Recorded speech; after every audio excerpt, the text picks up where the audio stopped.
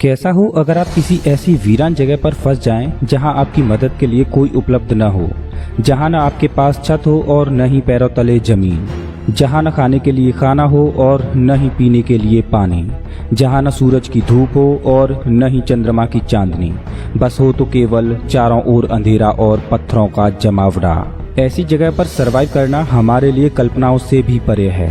कहते हैं कि जिंदा रहने की जिद से बड़ी कोई जिद नहीं होती, और यही वो समय होता है जब कोई इंसान अपनी पूरी ताकत लगा देता है उस परिस्थिति से लड़ने के लिए जो अनजाने और अनचाहे तरीके से उसकी तरफ आ जाती है। इस वीडियो में हम ऐसी ही एक सच्ची घटना के बारे में जानेंगे। एक ऐसे लड़के की कहानी जिसने मौत को हराकर एक नई जिंदगी की शुरुआत की, जिसके जीतने की जिद ने उसे उन बुरी और भयंकर परिस्थितियों से बाहर निकाला जिनके बारे में महज कल्पना मात्र से ही हमारा शरीर कांप उठता है।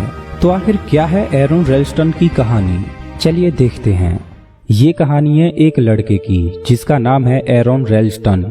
एरोन घूमने फिरने के बहुत शौकीन है और अपने इसी शौक के चलते एरोन एक बार हाइकिंग के लिए जाते हैं। जहां वो हाइकिंग के लिए जाते हैं वो पूरा इलाका वीरान होता है। वहां दूर दूर तक कोई नजर नहीं आता। अगर कुछ नजर आता है तो वो हैं बड़ी बड़ी चट्टानें और सकरे पहाड़। लेकिन जिस वक्त एरोन हाइकिंग के लिए जाते हैं तब वहां दो लड़कियां और दिखाई देती हैं। असल में ये लड़कियां भी हाइकिंग के वक्त अपना रास्ता भूल चुकी होती हैं और फिर वो एरोन से मदद मांगती हैं। एरोन उनको सही रास्ता बताने में उनकी मदद भी करते हैं और इसी बीच वे तीनों खूब मस्ती भी करते हैं। उन लड़कियों को अपना सही रास्ता मिल जाता है और वो दोनों एरोन को थैंक्स कह के वहाँ से चली जाती हैं। वो एरोन को भी अपने साथ चलने को कहती हैं, लेकिन एरोन अभी और आगे जाना चाहते थे, इसलिए वो उनके साथ जाने से मना कर देता है और अपने आगे के रास्ते पर निकल जाता है। एरोन अपनी इस जर्नी को बहुत एंजॉय करता हुआ हाइकिंग के लिए आगे निकल जाता है। एरोन अब पतले पहाड़ी दर्रों से आगे की ओर बढ़ रहा होता है, जहाँ के रास्ते काफी सकरे और खतरनाक होते हैं। जब एरोन दो सकरी पहाड़ियों से नीचे उतर रहा होता है तभी वहां एक बड़ा पत्थर होता है।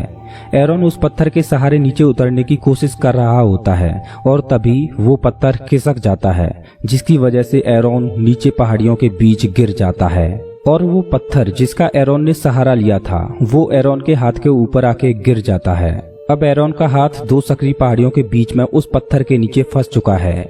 हालांकि इस बीच एरोन को ज्यादा चोट तो नहीं लगी, लेकिन उसका राइट हैंड पूरी तरह से पत्थर से दब गया होता है, जिसे वो चाहकर भी नहीं निकाल सकता।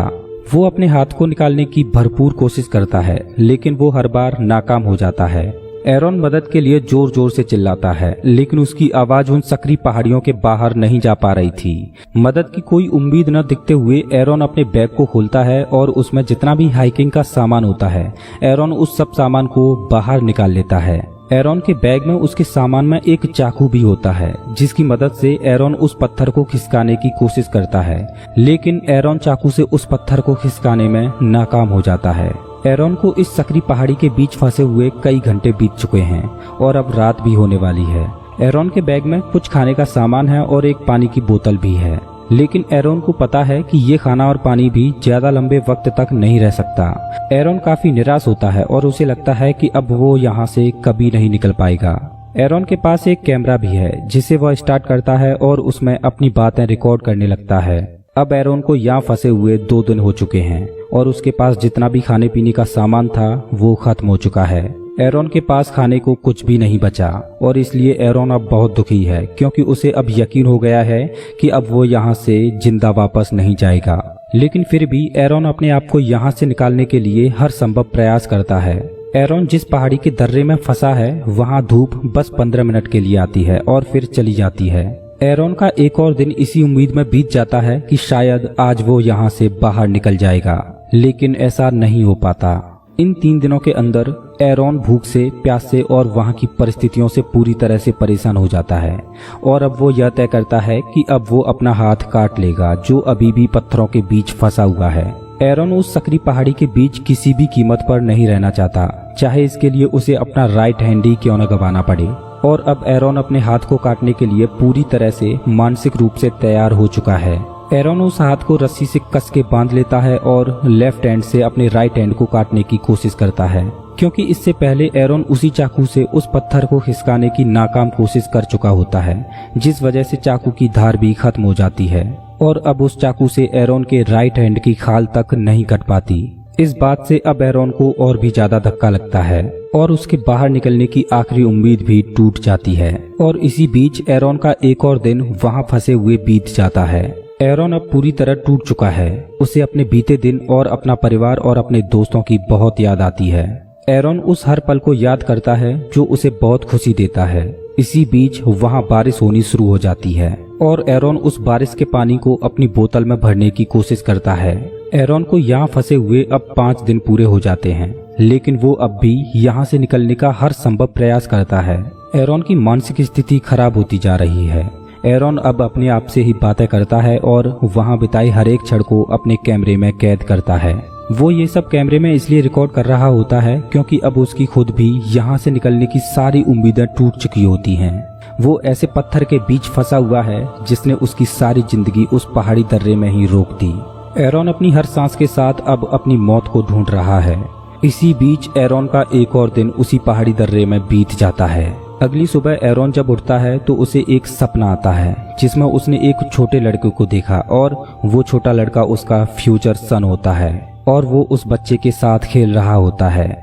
इस सपने के बाद एरॉन जोर से चिल्लाता है और सोचता है कि ये मेरा आखिरी दिन नहीं हो सकता। मैं अब यहाँ एक पल और नहीं रुक सकता। एरॉन में एक आत्मशक्ति जाग चुकी होती है और वो उस सपने को बार बार सोचकर बहुत खुश हो रहा होता है। अब एरॉन अपने बेधार वाले चाकू को उठाता है और उस पर धार लगाना शुरू कर देता है। एरॉन उस चाकू से अपने हाथ को काटने का एक आखिरी लेकिन सफल प्रयास जरूर करना चाहता है। इस बार एरॉन उस चाकू की मदद से अपने हाथ को काटने में सफल होता है। अब एरॉन का हाथ उसके शरीर से अलग हो चुका है। एरॉन की आंखों में बहुत दर्द है, लेकिन फिर भी उसे एक खुशी की झलक मिलती है और अब वो अपने हाथ की कुर्बानी देकर उस पहाड़ी दर्रे से बाहर आ जाता है। जैसे ही एरॉन थोड़ी दूर चलता है, वहां उसे बारिश का इकट्ठा पानी मिलता है, जिसे पीकर वो थोड़ी राहत महसूस करता है, क्योंकि पिछले 6 दिनों में एरॉन ने बहुत कम पानी पिया था। इसके बाद एरॉन को वहां एक फैमिली मिलती है जो उसे उसके घर पहुंचाने में मदद करती है।